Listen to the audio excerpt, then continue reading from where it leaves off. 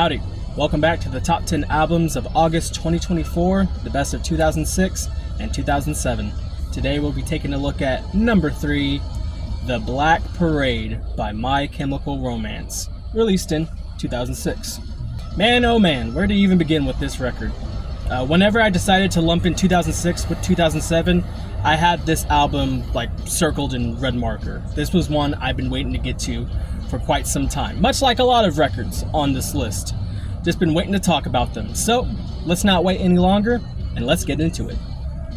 So it is important to note that this is a concept album revolving around a patient who receives the news, the terrible news, that they have cancer now. And so a lot of these tracks have the patient dealing with that, but also dealing with death. Now death comes into the form of a parade, the Black Parade, yes. A lot of the conflict revolves around the patient and death kind of button heads, and death trying to convince him to give his life away and there's nothing left to live for, and a whole lot of that. We're not going to be talking about the story today. I would love to talk about the story, I just did not have time. We're going to be talking more about the music aspect of it. However, if story is your deal and you want to know more about it, check out Wendigoon's video. Yes, that Wendigoon.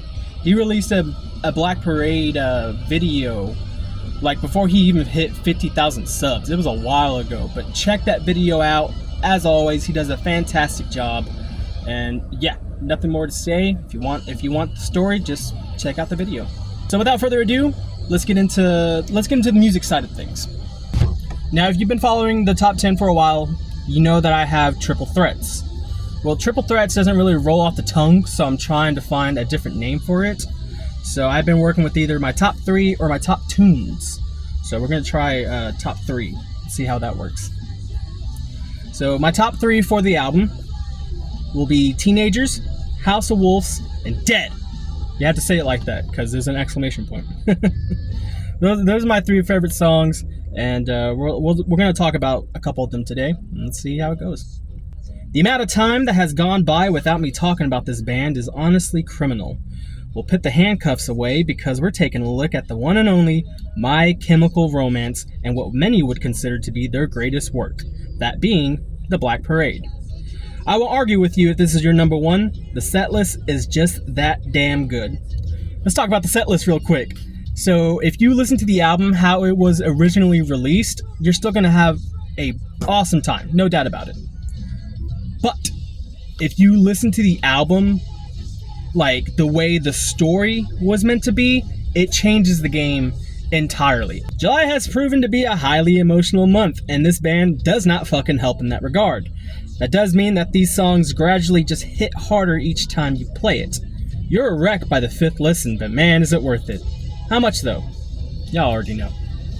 G. Fucking insane that I can just say one note and you have the entire song ready to go in your head.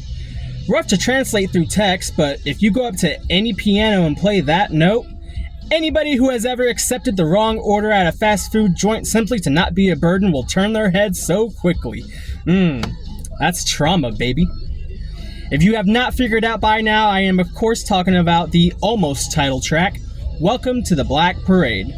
This timeless classic still kicks your ass. Rock opera is the term used to describe this album, and this song is where you really start to get that feel. It feels epic. The way it constantly builds until the entire band kicks in with fast-paced riffs brilliantly juxtaposed to what we just heard. Only MCR. You notice that I said this is when it starts to feel like an opera. That was in terms of the original set list. If you go by the story, Welcome to the Black Parade is the closer. As it should be. But on the regular set list, it's 4th, so that's whenever it started to feel that way. Once you go by the actual story set list, by the time you hit Welcome to the Black Parade, my goodness, it's just so fitting. It's such an awesome way to end the record. But, I didn't experience that the first time, which is very important to listen to the album the way it was originally intended. I still don't know why they released it the way that they did. I'm sure there's a reason. I haven't figured that out. But if you do know the reason, let me know. Speaking of fast riffs that I mentioned earlier, the best way I can describe MCR's sound is Christmas music. with more moving lyrics. Seriously, next time you listen to I'm Not Okay, you can totally sing Jingle Bells on top of that riff. MCR, the way Ray Toro writes those riffs just reminds me of Christmas music. It just sounds like fucking Christmas music in the best way possible. I'm not judging. Matter of fact, I want to start playing Christmas music in like July, but people are really fucking against that. Debbie Downers. There are a certain amount of gut punches in the set list. None hit harder than the track Cancer, a piano ballad that does too well of a job describing a man's wish to end his suffering. What makes it worse is that singer Gerard Way stated that he is also using cancer as a metaphor in this sense. Anything that is clearly already done, that you just do not want to let go. No one really wants to admit when it's their time to go, until it's truly time. When you are at the final 30 seconds of this track, you are just in a puddle. Personally, have never gone through loss like that, but it still hits home. Goodness gracious, this band is phenomenal at stripping you down raw to where you feel every little emotion. Because, just in case we all forgot, and say it with me now, emo stands for emotional. Fun fact, guitarist Ray Toro is laying down the bass tracks for the song instead of Mikey Way. That is a fun fact. I said emo stands for emotional, and I centered a lot of this review around emo, but apparently Gerard Way doesn't classify MCR's music as emo. It is very interesting. I'm gonna have to see what he meant by that, because I kind of disagree. Fuck this shit, I'm ending the review with teenagers. You really need to pick me up at this point because it's been a very long ride. Guitarists Ray Toro and Frank Iero do a fantastic job turning this old-time 1911 carnival riff into this pop-punk anthem.